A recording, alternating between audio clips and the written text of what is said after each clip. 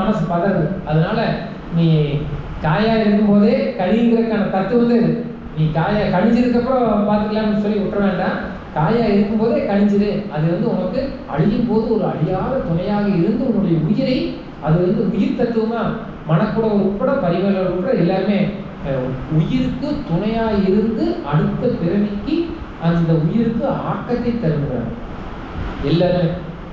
அதில் நாவலது கலைஞர் இவங்கெல்லாம் மறுத்துருவாங்க. இதில் உயிருக்கு ஊதியம் அப்படிங்கிற பொருளில் மனக்குடவரே சொல்கிறார், பிறக்கும் இடத்துக்கு துணை அப்படிங்கிறார். அடுத்து இந்த உயிர் இங்கே இந்த உடம்பு வாடகை, இந்த வாடகை உடம்பு விட்டுட்டு அடுத்த உடம்பு எடுக்கும்போது அந்த உடம்புக்கு துணை அப்படிங்கிற தத்துவத்தை மனக்குடவர், பருதியார், காளிங்கர் எல்லாருமே ஏற்றுக்கிறாங்க. அதனால் வெறுமனே காலத்தை கழியாம கடிதாக அறத்தை செய்து கொள்க. கடிதாக விரைஞ்சு ஓடி ஓடி செய்கிறதா என்ன ஒரு சொல்ல அழுவீங்க குற்றாதான் ஓடி துரத்தி அரைஞ்செய்யுங்கிறாங்க. ஏன்னா அதுதான் உனக்கு அழியாத துணை அப்படின்னு அந்த திருக்குறள்ல சொல்றாங்க. இதோட மற்ற அப்படிங்கிறது இணைப்பிடை சொல். அறம் செய்க அப்படிங்கிறது வியங்கோள் வினை முற்று. அது 4 பொருள் வரும். உங்களுக்கு எல்லாருக்குமே தெரியும் நினைக்கிறேன். வாழ்த்தி செய்யலாம், வைது வாழ்த்துதல், வைதல், வேண்டல், விதித்தல். அது 4 பொருள் வரும். செய்க, கற்க, கசடர, கற்பவையில் நிற்க, அந்த கற்க நிற்க செய்க அந்த கா வர்றது பூராமே 4 தடவை. அது எப்படின்னா மாணவர்கிட்ட சொல்லுவேன் நான் என்ன சொல்லுவேன்னா, வாழ்த்தி படிக்கிறது நல்லா படுறேன். நம்ம இப்போ எங்கள் பாப்பா படிக்க கல்லூரி வரா, நல்லா படிக்க வாழ்த்தி படிக்கிறேன். கற்க கற்க அதே மாதிரி செய்க செய்ய வாழ்த்தி செய்யணும். அடுத்து வைதல். எங்கள் பாப்பா நான் ஒரு வேலை கொடுத்து அதை செய்யல, என்ன செய்க செய்க அது வைது. அதே மாதிரி பையன் வகுப்பில் படிக்கல, என்ன கற்க கற்க அந்த துணி மாறு படுறா படுறா அப்படிங்கிற துணி வைதல். வாழ்த்துதல் தெரிஞ்சது, வைதல் தெரிஞ்சது.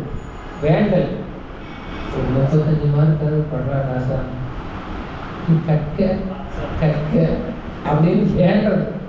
வேண்டுதல்ல பிச்சை எடுக்கிற மாதிரி கேட்குற மாதிரி வச்சுக்கலாம். அதே மாதிரி தான் செய்ய, அறம் செய்ய, அறம் செய்யன்னு வேண்டி கேட்குறது. அடுத்தது மிலிட்ரி கமாண்ட்.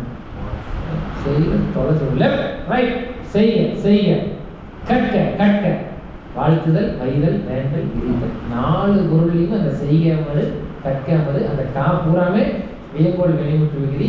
அதை வள்ளுவர் வாழ்த்தியும் சொல்றார், வைதுன்னு சொல்றார், வேண்டியும் கேட்கிறார். செய்யாப்பா செய்யாப்பா விட்டுறாப்பா, வயசான பேர் செய்யலாம இருந்தாரு, முயற்சி செஞ்சிரு அப்படின்னு கெஞ்சியும் கேட்கிறார். செஞ்சு தொலைன்னு சொல்றார். விட்டுறாத, செஞ்சு தொலை, விட்டுனா போச்சு நின்று போற.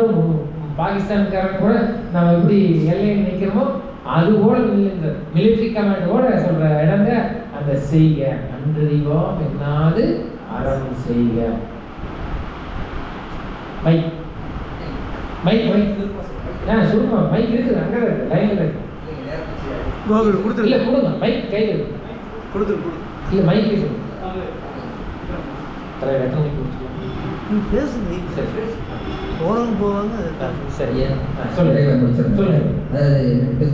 எல்லாரும் சொல்றது அண்டறிவோம் என்னைக்கோ செஞ்சுக்கலாம் அப்படின்னு முதுமை அப்படின்னு யோசிக்காத, இப்ப செய்யுங்க எல்லாரும் சொல்லுவாங்க.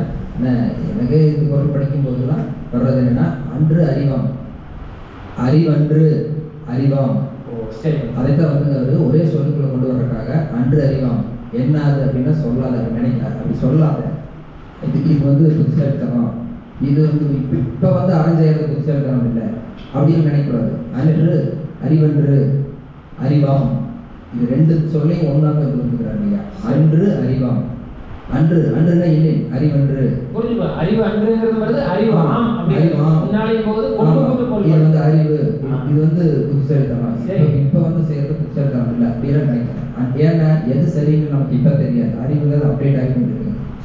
அதை ஒன்றுங்கால் போன்ற துணை, பின்னாடி உனக்கு அது நல்லதான் முடியும், அது உனக்கு இப்ப தெரியாது. உங்க அறிவு இப்படின்னு சொல்லு, செஞ்சுட்டுன்னு சொல்லு, செய்யாமன்னு சொல்லு. அதனால அறிவு சொல்ற மாதிரி கேட்காத, அறத்தை செய்வது மட்டும் நோக்கமாக போகணும் அப்படிங்கிறத அருமைங்க. ஒவ்வொரு பார்வையும் அந்த செய்கைக்கு நான் அந்த 4 கட்டளை, வேண்டுதல், வைதல், விதித்தல், அதுவும் பார்வை அருமை. ஐயாவுடைய அறிவு ஆம், அறிவு அன்று அப்படிங்கிற பார்வையும் மிக அருமை. இந்த அளவில் 6வது திருக்குறளை நாம் நிறைவு செஞ்சுட்டு 7வது மிக உச்சம்ங்க. அதில் மறுபடியும் பரிமேலழகர் கண்ணாடி நம்ம கல்வி வைக்க போகிறோம், நீங்கள் தயாராகிங்க.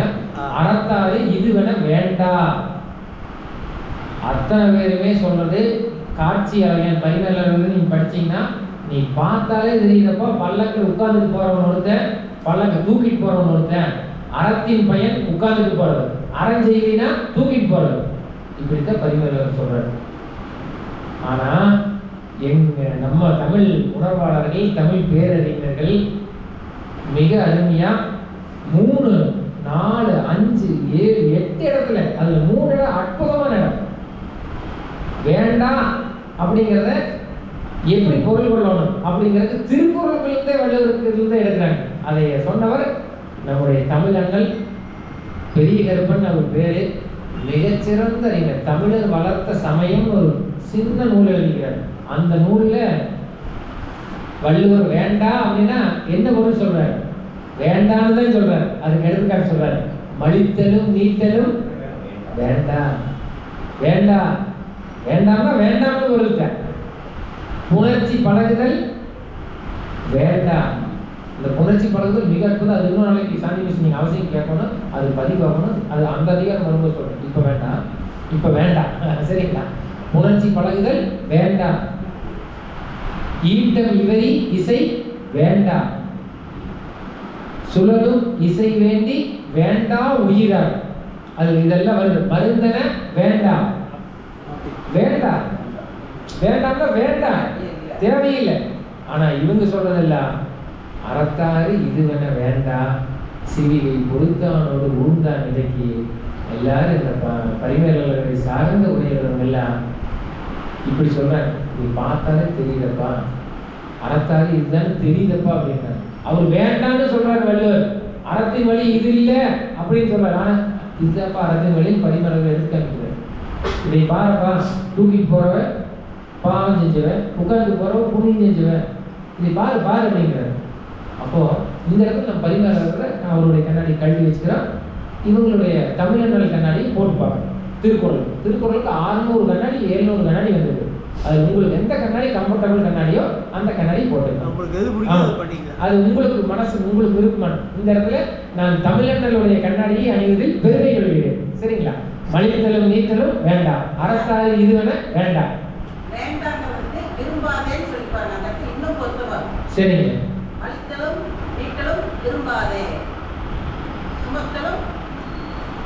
அறத்தாறு இதுவென வேண்டாம். வேண்டாமை. சரி, விரும்பவே வேண்டாம். அந்த பொருள் வரும். வேண்டுதல் வேண்டாமை வரும். விரும்ப. அறத்தாறு இதுவென விரும்பாதே. இதை பார்த்து விரும்பாதேங்கிறார். சிவிகை பொறுத்தவனோடு ஊர்ந்தவனை பார்த்து விரும்பாது. அறத்தின் வழி இது அன்று. அருமை. இது போதுங்களா? இந்த விளக்கம்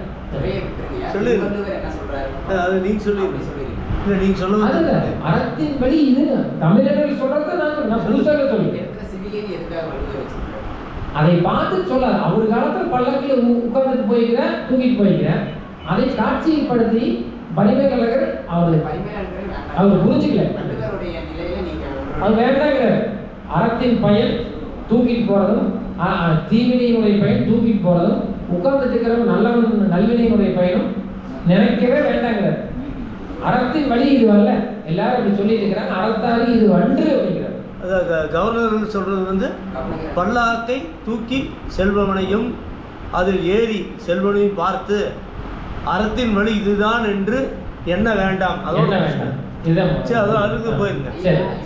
சிவிகையில நம்ம ஒரு உயிர்பொருள் ஒருத்தரை நம்ம சுமக்கிறத வச்சு நீங்க சொல்றீங்க, ஒரு வேறுபாடு சொல்றீங்க.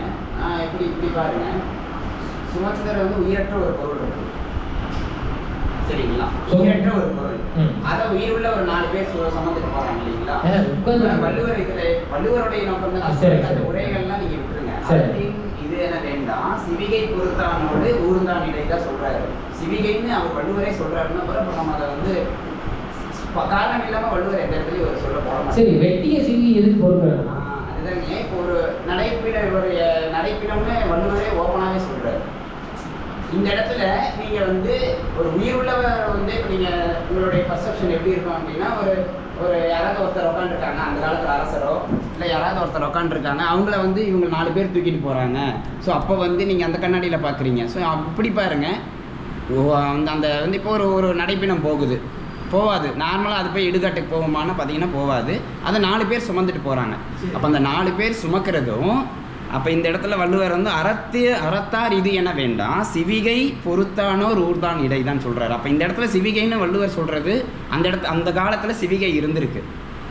இப்போ இந்த காலத்தில் வந்து பல பேர் ஏறி உக்காண்டு அவங்கள 4 பேர் தூக்கிட்டு போகணும்னு நினைக்கிறாங்க. ஃபர்ஸ்ட் இந்த குரலுக்கு நீங்கள் அந்த குரலோட கிளப் பண்ணும்போது விளக்கம் இல்லை, அது அந்த குரலுக்கு பொருள், இந்த குரலுக்கு பொருள் இந்த குரலுக்கு சரியான பொருள் இதுன்னு சொல்ல வேண்டாம். தூக்கிட்டு போறவன் பாவம் செஞ்சவன் உட்காந்துட்டு போறவன் சொல்ல வேண்டாம்.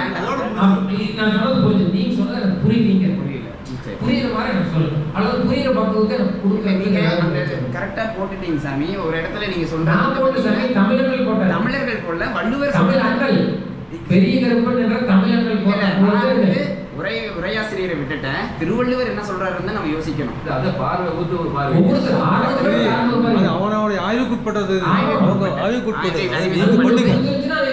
நீங்க பண்ணி சொல்லுங்க, அடுத்த பொருளையும் சொல்லுங்க. நீங்க பண்ணுங்க, அடுத்த வாய்ப்பு சொல்லலாம். அடுத்த நீங்க புரிய வைங்க. அது சரிதா? அடுத்த ஒரு புரிய வைங்க.